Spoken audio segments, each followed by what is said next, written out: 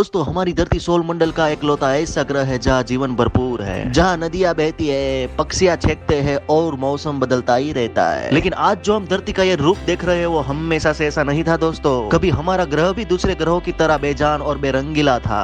आज के इस वीडियो में दोस्तों हम आपको धरती का जन्म कैसे हुआ उसके बारे में बताने वाले हैं, तो बिना ही रहे वीडियो के लास्ट। उनसे पहले दोस्तों इंडिया से हो तो सब्सक्राइब एंड लाइक जरूर कर देना और आप कमेंट में जरूर लिखना कि आप ये वीडियो कौन सी जगह से देख रहे हो, ताकि हमें पता चले कि हमारा वीडियो कहाँ तक पहुँच रहा है। दोस्तों आज से 5 बिलियन साल पहले की बात करें तो ये पृथ्वी जैसा कोई भी ग्रह का नाम निशान भी नहीं था। ये वो समय था जब सौर मंडल के नाम पर एक केवल सूरज ही मौजूद था और ऐसे चारों तरफ धूल की आंधियां और गैसों का गहरा था दोस्तों। लेकिन फिर ब्रह्मांड में धीरे धीरे परिवर्तन होना चालू हो गया दोस्तों। ये धूल के कण आपस में एक दूसरे के साथ जुड़ने लगे और ठोस रूप लेने लगे, जिसकी वजह से कहीं पत्थर जैसी संरचनाओं का निर्माण हुआ। ये प्रोसेस काफी लंबे समय तक चलती रही और आखिर में आगे चलकर इसी प्रोसेस की वजह से ग्रहों का निर्माण हो गया। सभी पत्थर ग्रेविटी की प्रभाव की मदद से एक दूसरे के पास आने लगे और जुड़ने लगे और ये बहुत ज्यादा घूमने के कारण धीरे धीरे गोल आकार लेने लगे। तभी ये पृथ्वी का जन्म हुआ।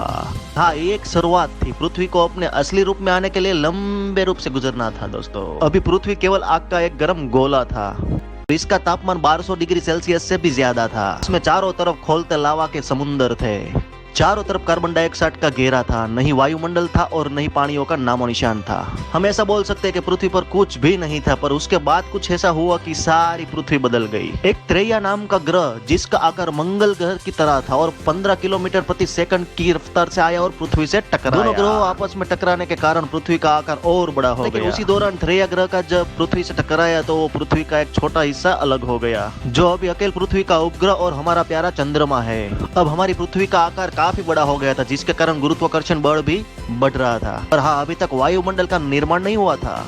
इसमें ये अपने आसपास के एस्ट्रॉइड को आकर्षित करने लगी। इसकी वजह से पृथ्वी पर उल्का पिंडोल होने लगी, जिसके कारण पृथ्वी का और तापमान बढ़ने लगा और तापमान में से निकलने वाले गैसेस ने वायुमंडल की रचना करने में काफी मदद की दोस्तों। वही ये एस्ट्रॉइड अपने साथ पानी की कुछ मात्रा भी लेकर आए। जब एस्ट्रॉइड की बारिश बंद हुई तब भी पृथ्वी का तापमान गिरने लगा। तभी धरती पर मौजूद पानी की मात्रा से सेल्सियस भी घटने लगा। लेकिन अभी भी धरती का जो वातावरण था वो जीने लायक नहीं था। फिर धीरे धीरे वक्त के साथ वातावरण में भी परिवर्तन आने लगे। उसके बाद पृथ्वी का तापमान कम होने लगा और पूरी पृथ्वी बर्फ से जमने लगी। इसके बाद करोड़ों सालों तक बर्फ के नीचे जमी ज्वालामुखियां फटने लगे। तभी ज्वालामुखी के नीचे वाले गर्म लावा ने बर्फ को पिघलाना चालू कर दिया। उसके बाद वायुमंडल ठंडा होकर बरसने लगा। कई सालों तक बारिश होती रही, जिसके मदद से बड़े बड़े समुद्र की महारचना हुई। जैसे लावा ठंडा पड़ता गया तो ये चट्टानों के रूप में बन गए। ऐसे ही महाद्वीप और आइलैंड की संरचना हुई। जब एस्ट्रॉइड धरती से टकराया तो उसकी वजह से पानी में कुछ केमिकल रिएक्शन हुआ। इसकी वजह से ही पानी में सेल्यूलर बैक्टीरिया का विकास हुआ। कई मिलियन सालों तक ये इसी रूप में धरती पर निवास करते रहे। बाद में इन्होंने अपनी ताकत को बढ़ाया और समुद्र में कोने कोने तक फैल गए। सूरज की ऊर्जा जब पानी में मिली तो उसने कार्बन डाइऑक्साइड और ऑक्सीजन को तोड़ा, जिसके कारण वातावरण में ऑक्सीजन की मात्रा बढ़ने लगी और जीवन के लिए अनुकूल परिस्थितियां होने लगी। ऑक्सीजन की मात्रा बढ़ने के कारण ओजोन वायु का निर्माण हुआ। इसके कारण कई जीवों का विकास हुआ और पृथ्वी पर पेड़ और पौधे भी बढ़ने लगे।